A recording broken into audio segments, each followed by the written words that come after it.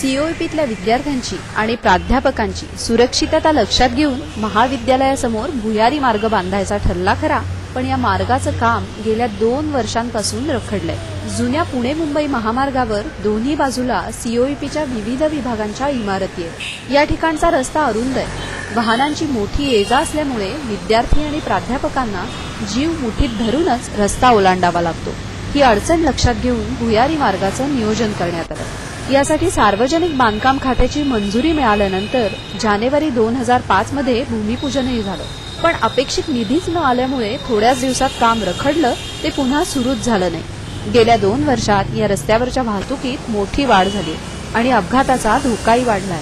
हे काम पुन्हा सुरू व्हावं म्हणून सार्वजनिक बांधकाम खात्यानं शासनाकडे पुन्हा प्रस्ताव दाखल केला, पण त्यावर अजून कुठलीच कारवाई झालेली नाही। सीओईपीचे संचालक डॉक्टर एडी सहस्रबुद्धे यांनी सांगितलं, रस्ता रुंदीकरणासाठी महापालिकेकडून आणखी जागा मागितली जाते, पण रस्त्याच्या दोन्ही बाजूला ऐतिहासिक वारसा असलेल्या इमारतींचा विचार करता रुंदीकरणासाठी आणखी जागा देता येणार नाही।